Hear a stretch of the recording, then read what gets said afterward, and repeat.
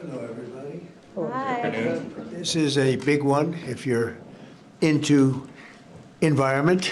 This is about as big as it gets, they tell me, and it's an honor to be here with a terrific person who's worked so hard on this and some other terrific people. Thank you very much. But I'm pleased to be joined today by EPA Administrator Lee Zeldin, who you all know, and to announce the single largest deregulatory action in American history. That's a big statement in American history, and I think we can add the words by far. Under the process just completed by the EPA, we are officially terminating the so-called endangerment finding, a disastrous Obama-era policy that severely damaged the American auto industry and massively drove up prices for American consumers. Prices went up incredibly for a worse product. This action will eliminate over $1.3 trillion of regulatory costs and help bring car prices tumbling down dramatically. You're going to get a better car. You're going to get a car that starts easier, a car that works better for a lot less money. In 2009, Barack Hussein Obama, his EPA designated fossil fuels such as oil, gas, and other things that actually make factories rock and roll and other things drive very nicely as a threat to health and human welfare, known as the endangerment finding. This determination had no basis, in fact, had none whatsoever, and it had no basis in law. On the contrary, over the generations, fossil fuels have saved millions of lives and lifted billions of people out of poverty and all over the world. And you see it with the blackouts all over where they don't use it, where they went to wind, intermittent wind, which is weak and ineffective and very, very costly, most costly energy there is. And people are dying because there was no air conditioning or there was no heating. Lots of other things, bad things happened. And yet this radical rule became the legal foundation for the Green New Scam, one of the greatest scams in history, probably as great, maybe even greater than Russia hoax, etc., which the Obama and Biden administration used to destroy countless jobs. And the jobs have been just decimated. Although they're all coming back because of tariffs, they're all coming back into our country at levels we've never seen before. But it raised prices and caused immense harm to the U.S. auto industry. We thought irreparable, but we've got them back. We're coming back now. I was in Detroit, as you know, with Ford, and they had one of the earliest plants from the early 1900s, and it was going to be closed down. And then when I won, they said, let's keep it open for a little while. Let's see what happens. And they just announced, as you know, they're going 24 hours around the clock with that same plant that was going to be closed because of what we've done.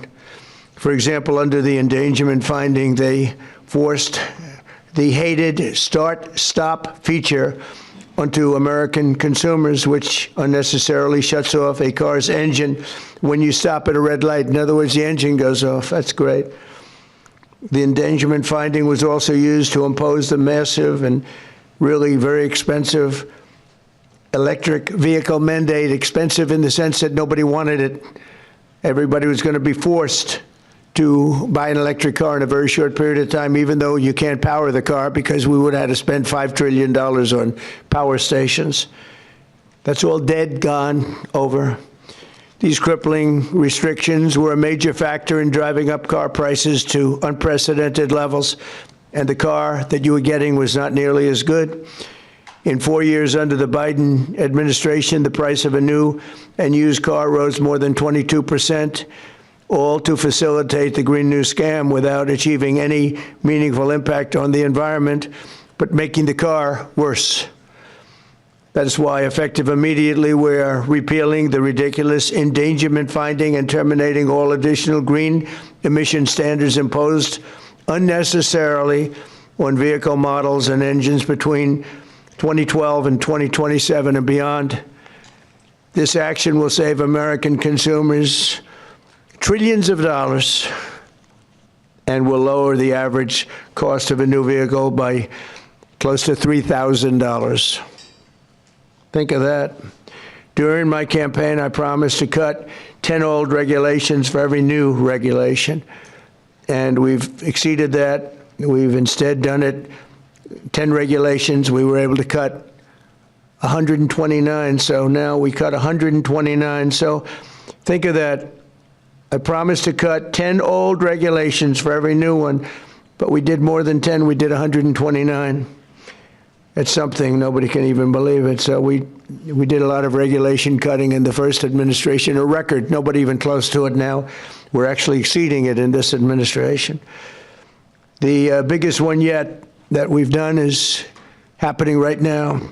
So perhaps no industry has benefited more from our historic deregulation campaign than the U.S. auto industry. We canceled the EPA's absurd, just totally absurd, tailpipe emission standards, which was a disaster for automobile manufacturing, and revoked Biden's emissions waiver that would have allowed California to regulate automobiles for the entire nation. And they're crazy out in California.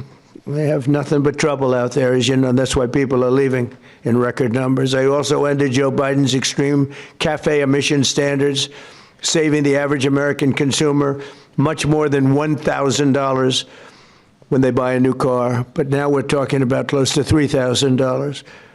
These regulation cuts, combined with our tax cuts and tariffs, are the reason why the world's largest automakers have announced that they're going to be spending in excess of $100 billion in the United States in the next very short period of time, building new auto plants.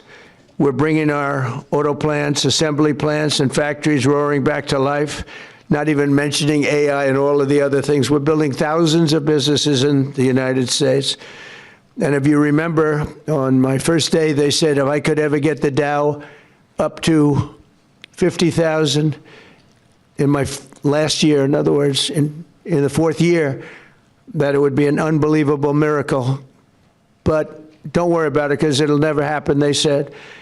And if I could get the S&P up to 7,000, they said, in the fourth year, they said it will never happen. Let's not even talk about it. I have things, let's not even waste our time talking about it. Well, at the very end of my first year, the Dow hit 50,000. Now it's over 50,000. And 3 days before that, the S&P hit 7,000. So we didn't have to wait till the end of the fourth year. We just waited till the end of the first year. We've never had a country in a position like this, and a lot of it's due to tariffs, and a lot of it's due to the fact that we had a great election, and a lot of good things have been done. One of the good things I did was put Lee Zeldin in charge of our environment. So I'm going to ask Lee to say a few words. Thank you very much. Thanks, Lee. Thank you, Mr. President. This is a big deal. Under President Trump's leadership today, the Trump EPA has finalized the single largest act of deregulation in the history of the United States of America. Referred to by some as the holy grail of federal regulatory overreach, the 2009 Obama EPA endangerment finding is now eliminated. This action will save American taxpayers over $1.3 trillion. What that means is lower prices, more choices, and an end of heavy-handed climate policies. With today's announcement, American families will save over $2,400 for a new vehicle. 16 years ago, an ideological crusade within the Obama administration set off the most costly regulatory power grab our country has ever experienced. The 2009 Obama EPA endangerment finding led to trillions of dollars in regulations that strangled entire sectors of the United States economy, including the American auto industry. It claimed new powers over the vehicles we drive, even though the best reading of the Clean Air Act clearly states otherwise. The Obama and Biden administrations used it to steamroll into existence a left-wing wish list of costly climate policies, electric vehicle mandates, and other requirements that assaulted consumer choice and affordability. And who paid the biggest price? Hardworking families, small businesses, millions of Americans who just want a reliable, affordable car to get to work, take their kids to school, or go to church on Sunday. The endangerment finding and the regulations that were based on it didn't just regulate emissions. It regulated and targeted the American dream. And now the endangerment finding is hereby eliminated, as well as all greenhouse gas emission standards that followed. The red tape has been cut. Manufacturers will no longer be burdened by measuring, compiling, or reporting greenhouse gas emissions for vehicles and engines. And the forced transition to electric vehicles is eliminated. No longer will automakers be pressured to shift their fleets towards electric vehicles, vehicles that are still sitting unsold on dealer lots all across America. And as a cherry on top, we are ending the federal government's push to get manufacturers to install that Obama switch, the almost universally despised start-stop feature.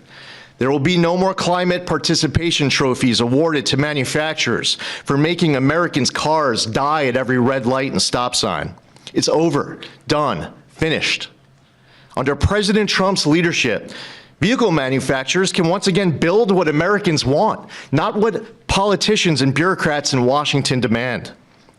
President Trump campaigned on reviving the auto industry, and he continues to deliver win after win after win, ending electric vehicle mandates, getting rid of the Biden Cafe standards with Secretary of Transportation Sean Duffy, and securing massive new U.S. manufacturing investments and all of the jobs that come with it.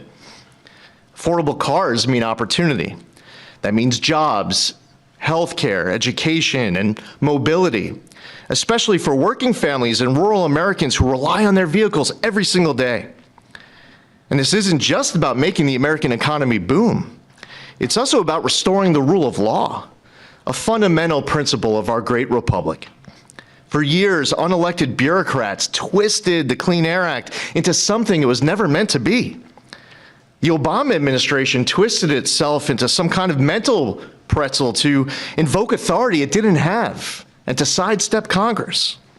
They claimed that 6 greenhouse gas emissions from vehicles, some of which aren't even emitted from vehicles and trucks, contribute some amount above zero to global climate change, what they said endangered public health. But their wild web of mental leaps isn't prescribed in federal statute. The Obama EPA's house of cards upended the best reading of the Clean Air Act, as well as 50 years of EPA precedent on what constitutes regulable air pollution. In the 16 years that intervened, the Supreme Court has established clear precedent in Loper Bright Enterprises and West Virginia versus EPA. And in light of these Supreme Court decisions and other developments, upon his swearing in last year, President Trump immediately tasked on day one, submitting requirements, recommendations, research on the legality and continued applicability of the 2009 endangerment finding. And at Trump's speed, he wanted that research and recommendation turned around instantly. We looked at the Clean Air Act. We looked at what the highest court in the land had said, and we used a very simple metric. If Congress didn't authorize it, EPA shouldn't be doing it. Congress never voted for these climate mandates inside of Section 202 of the Clean Air Act. If Congress wants EPA to regulate the heck out of greenhouse gases emitted from motor vehicles, then Congress can clearly make that the law, which they haven't done, for good reason. Today, we dismantle the tactics and legal gymnastics used by the Obama and Biden administrations to backdoor their ideological agendas on the American people. Following the plain language of the law, we have now realigned EPA's rulemaking to reflect the Clean Air Act exactly as it is written and as Congress intended, not as others might wish it to be. Where our predecessors focused on trying to make and please a few fear-mongering climate alarmists, the Trump EPA is making decisions to benefit all Americans based on common sense and reality. And the American people are tired of paying the price of political games. Last November, they voted for an administration that would listen to them. They told us that the price of a newer, safer vehicle was too high. They told us they didn't want cars that shut off at every red light. They told us dealers were sitting on lots filled with electric vehicles that nobody wanted or were buying. The Trump EPA listened. We heard you and we acted. And today's action does not change regulations on traditional air pollutants and air toxics. This EPA is committed to providing clean air for all Americans. Powering the Great American Comeback is based on the singular focus of providing clean air, land, and water for all Americans while harnessing the greatness of the American economy. That's a big difference from our predecessor. We believe that we can and must choose both. If you want an electric vehicle, buy one. If you want a diesel truck, then buy that. If you want a gas-powered vehicle or a hybrid, well, more power to you. That's what freedom and choice look like. We're restoring the rule of law, we're grounding policy in reality, we're giving power back to the American people. And we're bringing back the American dream stronger than ever before. EPA will never waver on its core mission of protecting human health and the environment, and this administration knows we can do that while ushering in the golden age of America. To recap, the 2009 Obama EPA endangerment finding and all greenhouse gas emission standards on light, medium, and heavy-duty vehicles that followed is eliminated. American families now will save over $2,400 for a new vehicle. Today, the single largest act of deregulation in the history of the United States, over $1.3 trillion. The elimination of the endangerment finding is signed, sealed, and delivered. Thank you, Lee. That was long, but good. It was good. Maybe I should say great. It was great, and we appreciate it. Would you have anything to say, Russ? Please. Thank you, Mr. President. Literally no other president would have done this to get at the foundations of the Green New Deal, so tremendously excited that we are where we are today. Great work by Lee. I'm a little worried that this next year will be, EPA alone will be dereg east by the number of things that are going to come out of EPA. So great work to the team. $1.3 trillion in savings, massive historical opportunity. Thank you. Thank you, Russ. Please. Would you like to speak? You're worthy of it. Good man. Thank you, Mr. President. Today is a historic day led by President Trump's leadership. No other president, as Russ said, would have undertaken this and at the speed we did. It was a great team effort. This is the model of the Trump administration, everyone working together, mission aligned. And Lee is also working on cleaning up the horrible situation with regard to farm equipment. You could use John Deere as an example, and other companies where tractors are unbelievably expensive and don't work as well because of all of the environmental nonsense that was put on them. Also excavators, any equipment like that, bulldozers, Caterpillar tractor would be a beneficiary, I guess, but the people are going to be a beneficiary because the equipment's going to be a lot less expensive, and it's going to also, most importantly, it's going to work much better. Much better. So we're working on that immediately as we speak. And we'll probably make it so that any of that equipment built in the United States will not have to go through this. If it's built outside, I think we'll probably leave the standard the same. If people are going to send us equipment, let them have that standard for whatever it's worth, which is not much.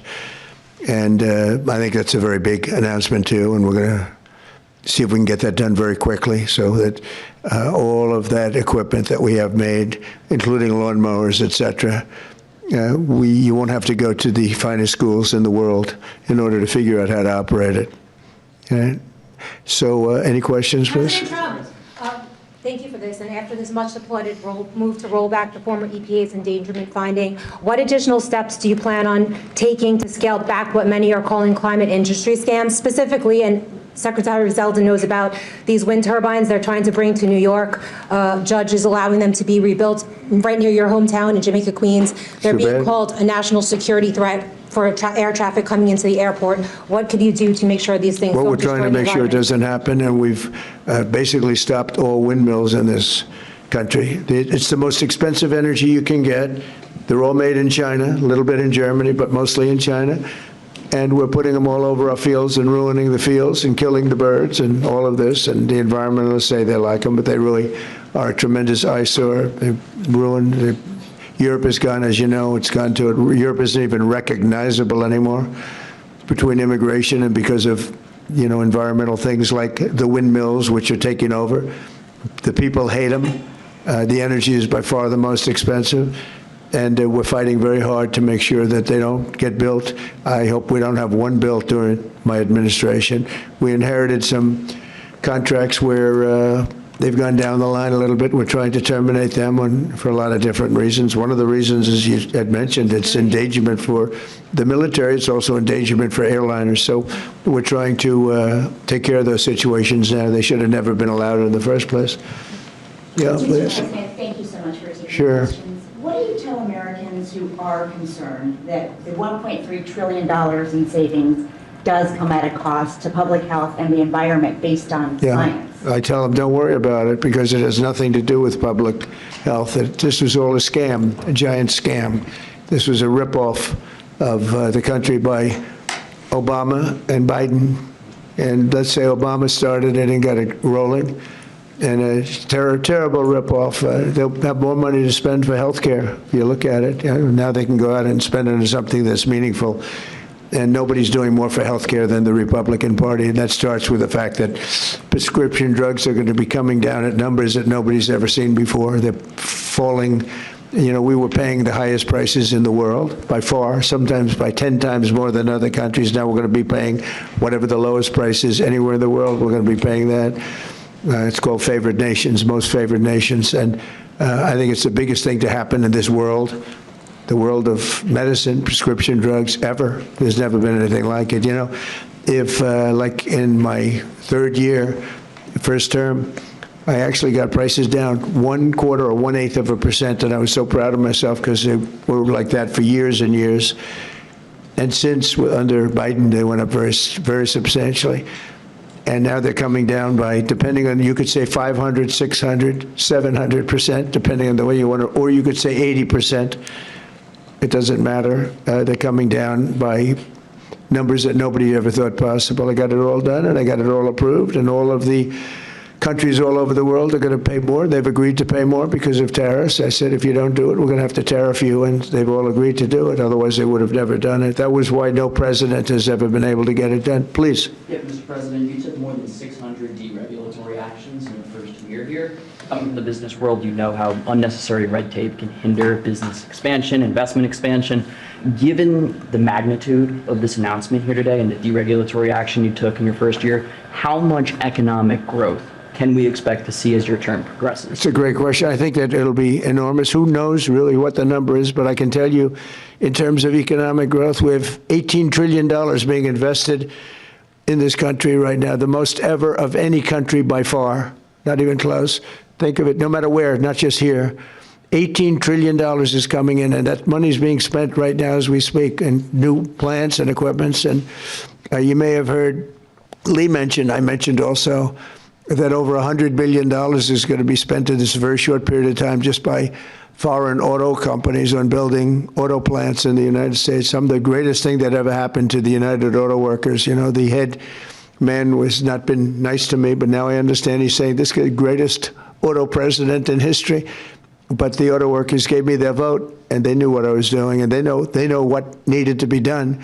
The tariffs saved them, but this is now taken it to a level that I think, Lee, that nobody ever thought even possible. They thought this was, nobody would have the courage to do it. We have to have the courage to do it because we're making America great again. This is a big factor in making our country great. If you look at some of these cars, they didn't even work. They had computers all over the place trying to save a half an ounce of fuel. We have fuel for the next 500 to 1,000 years under our feet, and they're trying like hell to save a half an ounce of fuel.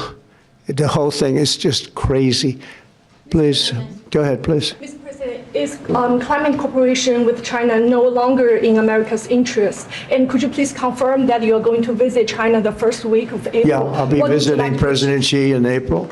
Look forward to it. He's coming here later in the year, and I look very much forward to it. No, our relationship with China is very good right now, and this is, not relevant too much having to do with China, what we're announcing today, but no, my relationship with President Xi is very good. Yes. Mr. President, following your meeting with Prime Minister Netanyahu yesterday, has your thinking changed at all as it relates to these negotiations with Well, Iran we have or to the make a deal. timeline with Iran? We have to make a deal, otherwise it's going to be very traumatic. Very traumatic. I don't want that to happen, but we have to make a deal. They should have made a deal the first time, and they got midnight hammer instead. And this will be very traumatic for Iran if they don't make a deal. Look, if they don't make a deal, then it'll be a different story. But we had a very good meeting yesterday with Bibi Netanyahu, and he understands, but it's ultimately up to me. If the deal isn't a very fair deal and a very good deal with Iran, then it's going to be, I think, a very difficult time for them in the back.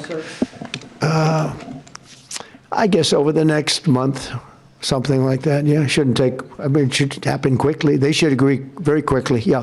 Mr. President, we might be heading into a partial government shutdown. When was the last time you spoke with Chuck Schumer, and do you still feel Democrats are negotiating in good faith? Well, a week ago I spoke, but we have to protect our law enforcement. Actually, the Supreme Court gave a ruling, or one of the courts gave a very big ruling on masks, that you have the right to use them, for personal protection if you want. So I don't know how that interjects. They want our law enforcement to be totally vulnerable and put them in a lot of danger. They have some things that are really very hard to approve, frankly. As you know, it's only pretend. We had various of the other bills, that's all done, but we're left with this one. We have to protect our law enforcement, very important. Please. Why does Prime Minister Netanyahu want you to stop negotiating with Iran? He is, you're saying stop entertaining, stop talking to them? Didn't say that, we didn't discuss that. I'll talk to them as long as I like, and we'll see if we can get a deal with them, and if we can't, we'll have to go to phase two. Phase two will be very tough for them. I'm not looking for that. Mr. President, there are currently 0 Israeli hostages left in Gaza because of you. Thank you for that. And now that the war is ending in Gaza and Israel, I wanted to ask, do you believe Bibi bears any responsibility for the security failures that we saw on October 7th? Well, October 7th was a rough time, and I guess everybody's responsible. What's you to look, but it was a terrible attack. It was a sneak attack. It was as violent as unfortunately, I've seen some of the results at levels that probably even you, good reporter, but probably you haven't seen. It was a horrible thing that took place. People were surprised. It was a surprise attack. Nobody saw that coming. He didn't see it coming. Nobody else would have seen it coming if they were in his position, I don't believe. But I can tell you he's been a very good wartime prime minister. He's been very strong. We've worked with him very well. We had tremendous success with Iran and everything else we've done. And he really has been. He's been, extraordinary as far as a wartime prime minister. Not easy. And, you have a president that refuses to give him a pardon. I think that man should be ashamed of himself. A pardon over this trial that's going on. The president of Israel, the primary power he's got is the power to give pardons. And he's not, he said he's given it 5 different times, but he doesn't want to do it because I guess he loses his power. I think the people of Israel should really shame him. He's disgraceful for not giving it. He should give it. But Bibi's been a great wartime prime minister, and I've been the best friend to Israel I think that they've ever had. A lot of people say beyond presidents that they've ever had, and we will continue to be. Yes, ma'am. Mr. President, voter ID polls very well nationally. Even the majority of Democrat voters want it. Right. So why do you think Senate Democrats are resisting the SAVE Act? And what is your strategy and realistic pathway to getting the SAVE Act passed to ensure free and fair elections for the next generation? It's such a great question. I appreciate it, actually, because it's called the Save America Act. We've changed the name. It's the Save America Act, and the Democrats are against it. I heard one of them saying, we will stop the Save America Act. No, we're trying to save America. And it has to do with largely voting. And basically, it's got 3 very simple points. It's got voter ID, photo ID, but voter ID with a photo, right? It's got the confirmation of U.S. citizenship. You have to be a citizen. So you have a vote, you have an ID. That's about a 99% one, and I think 90% with Democrats. Then you have confirmation U.S. citizenship. That's about a 99% one with Republicans, about 86% with Democrats, except Democrat politicians because they cheat on elections. And then you have no mail-in ballots. And it would be no mail-in ballots, very important. You know, we're the only country in the world that does a system like we do. We're the only country in the world that has mail-in ballots. The way we do this is unbelievable. It guarantees cheating. So it's no mail-in ballots with the exception of disability, illness, military, or if you're traveling, you can get an exemption. You know, if you happen to be out of the country for a good reason, you can have an exemption. So with exceptions, it's no mail-in ballots, and that will assure the security of our crooked elections. We have crooked elections, yeah. Mr. President, have you fired or disciplined that staffer who posted the video from your account that included the Obamas? No, I haven't. That was a video on, as you know, voter fraud, and fairly long video, and they had a little piece and had to do with the Lion King. It's been very well, it's been shown all over the place long before that was posted. But that was a very strong, and I'm sure you saw it, a very strong piece on voter fraud. And the piece that you're talking about was all over the place many times, I believe for years. Yeah, please. Were you aware that Secretary of Commerce visited Epstein's Island, and do you continue to have? No, I wasn't aware of it. No, I didn't. I actually haven't spoken to him about it. I wasn't. But from what I hear, he was there with his wife and children. And I guess in some cases, some people were. I wasn't. I was never there. Somebody will someday say that. I was never there. Yeah, please. This announcement that you made today, Mr. President, comes on the heels of a January jobs report that smashed industry expectations. Smashed all records. And a big feature of that was you reprivatizing the economy, an economy that was bloated with federal employment under the previous president. What's your message to Americans following this jobs report that smashed industry expectations? Is this just a sign that the best is yet to come? Thank you. The jobs report's amazing in certain ways because we have tremendously fewer federal employees, way down. And now I could have left them and added to what we did, and we would have had almost 100% employment. I could have gotten a great kick out of the fact that we're 100% employed. But we got rid of tremendous numbers of federal workers, and they hated me for it. Now they love me because most of them have gotten jobs in the private sector for 2 and 3 times more money than they were being paid by the federal government. We had some jobs where you had 10 workers for one job, 10 workers for a job that one person should be doing. And we've gotten rid of a lot of those jobs. And by getting rid of them, these people became available to work in the private sector. And as you know, the numbers are incredible. So the job numbers are incredible. The financial numbers are beyond belief. Again, they thought it couldn't be done in 4 years, and I did it in 1 year. And the numbers you're going to see is these, I don't know if you notice also construction numbers, the jobs for construction workers. You know why? Because they're building plants all over the United States, that's why. And when these plants open in a year from now, some sooner, some a little bit later, but when these auto plants, AI plants, and thousands of other types of plants, when they open over the next period of a year, year and a half, you're going to see numbers like we've never seen before in this country. Thank you very much, everybody. Thank you. Thank you. Thank you, Mr. President. Let's go.